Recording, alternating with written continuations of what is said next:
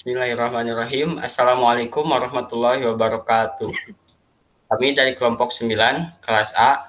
Di sini kami akan menjelaskan tentang data mahasiswa dengan metode CRUD. Kami beranggotakan 4 orang.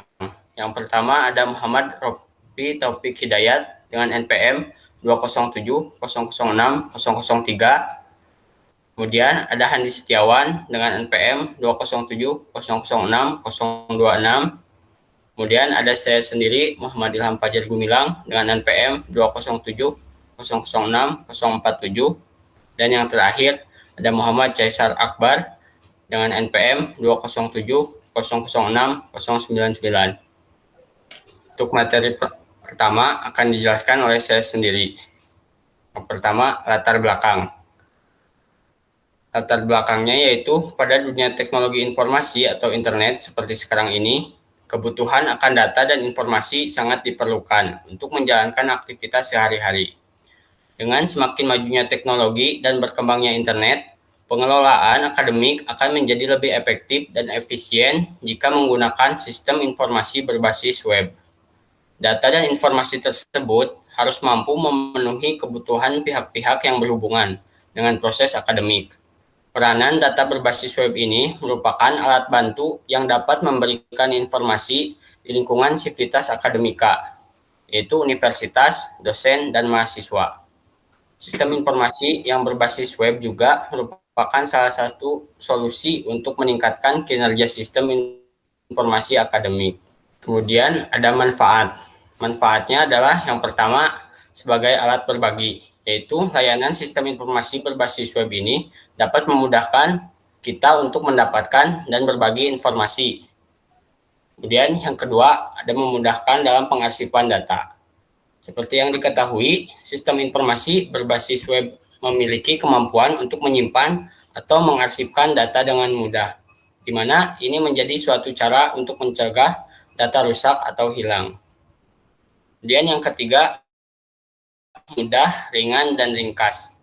Sistem informasi berbasis web berada di internet. Tentu saja dapat kita akses dengan mudah jika memiliki koneksi internet. Dan yang keempat ada hemat biaya.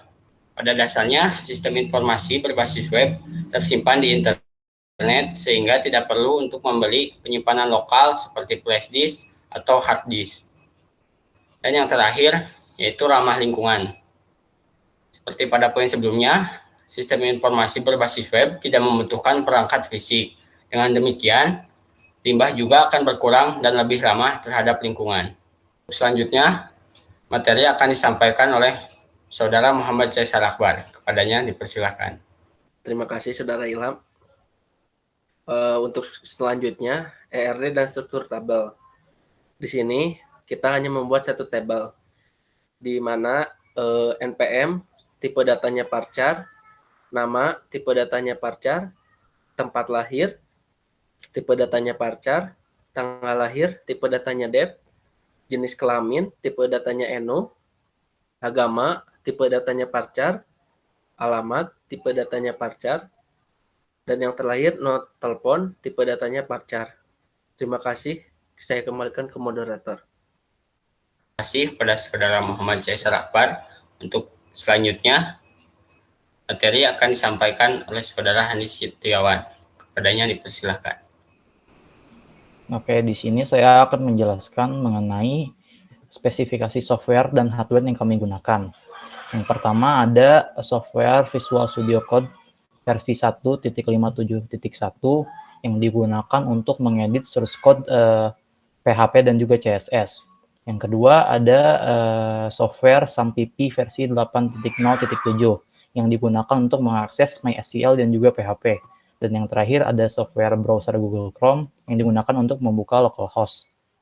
Dan hardware yang kami gunakan di sini yang pertama operating systemnya yaitu Windows 11 Pro 64 bit dengan prosesor AMD Phenom 2X4 965 dengan 3,4 GHz dengan memori RAM 8 GB dan juga dengan VGA-nya AMD Radeon R7 240 series 2 GB GDDR5.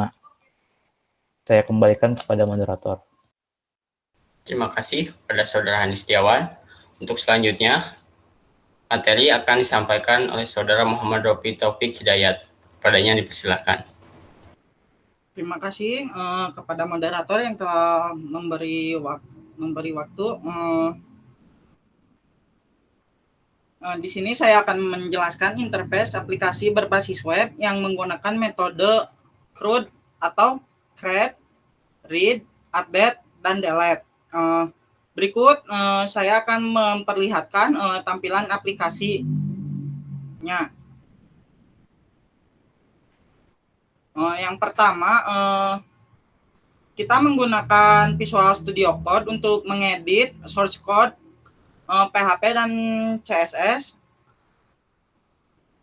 Lalu kita membuka localhost phpMyAdmin untuk membuat database, lalu menambahkan kolom, menambahkan tabel. Berikut ini struktur tabel yang telah kita buat. Berikut ini adalah tampilan dari aplikasi berbasis web yang telah kita buat. Aplikasi ini kita buat dengan menggunakan metode CRUD, create, read, update, dan delete. Yang pertama yaitu create. Di sini create yaitu tambah. Di sini saya akan menambahkan sebuah data, contohnya seperti berikut. Yang pertama input npm, yang kedua nama mahasiswa,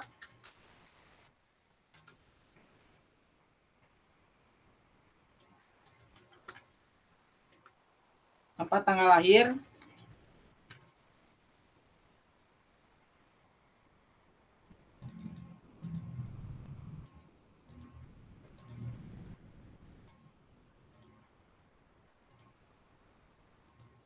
lalu memilih jenis kelamin dan agama. Setelah itu memasukkan alamat,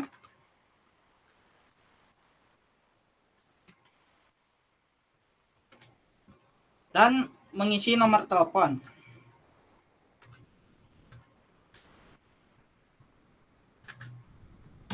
Lalu simpan. Di sini terlihat sukses data mahasiswa berhasil disimpan. Yang kedua yaitu metode read, yaitu menampilkan data mahasiswa yang telah kita input atau masukkan. Lalu yang berikutnya metode update atau perbarui. Di sini kita akan mengubah data. Berikut ini contohnya. Untuk npm tidak dapat diubah karena termasuk primary key. Dan sisanya dapat diubah. Saya akan memberikan contoh yaitu mengubah alamat. Lalu kita pilih simpan. Sukses data mahasiswa berhasil diubah. Lalu yang terakhir yaitu hapus. Kita akan menghapus salah satu data yang berhasil kita inputkan.